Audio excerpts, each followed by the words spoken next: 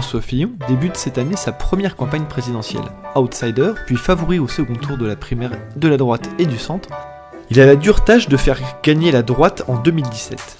Il se présente aujourd'hui comme anti-système et d'être le seul candidat capable de battre Marine Le Pen au second tour.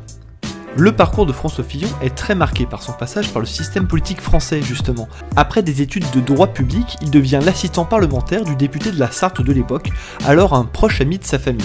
En 1977, il adhère au RPR de Jacques Chirac, parti où il restera jusqu'à aujourd'hui malgré les changements de nom successifs. Il devient, en 81, le plus jeune député de l'Assemblée nationale après avoir succédé à Joël Le Teul, décédé un an plus tôt.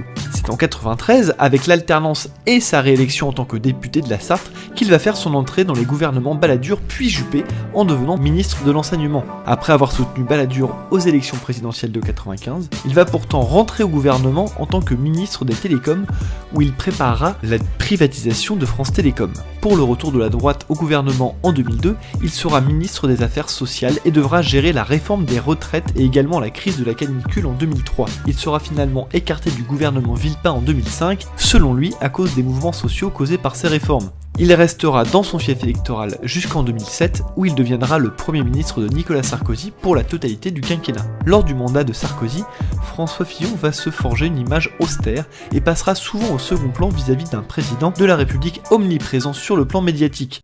Je suis à la tête d'un État qui est en situation de faillite sur le plan financier.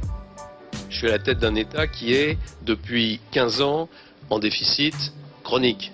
Je suis à la tête d'un État qui n'a jamais voté un budget en équilibre depuis 25 ans.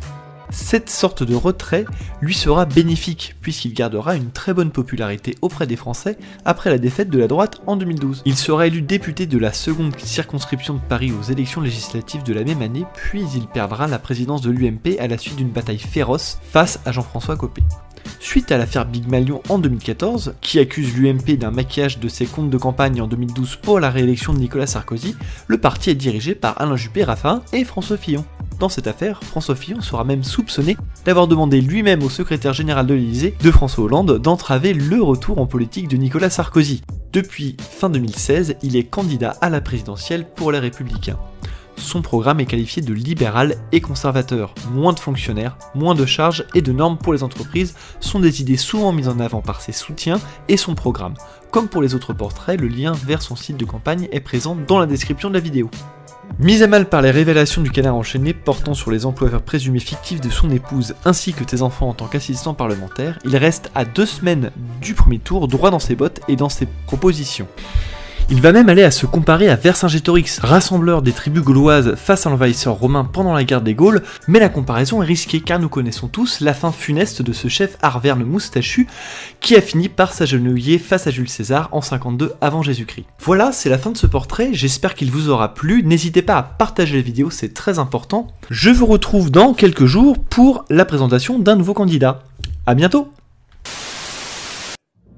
Françaises, Français, je tiens à vous dire solennellement, le cœur sur la main et la main sur la fiche de paye de Pénélope, que je serai coûte que coûte candidat à l'élection présidentielle.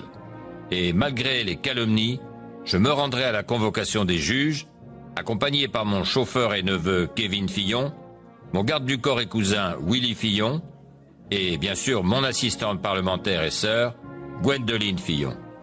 Je vous laisse, j'ai encore pas mal de papiers URSSAF à régler.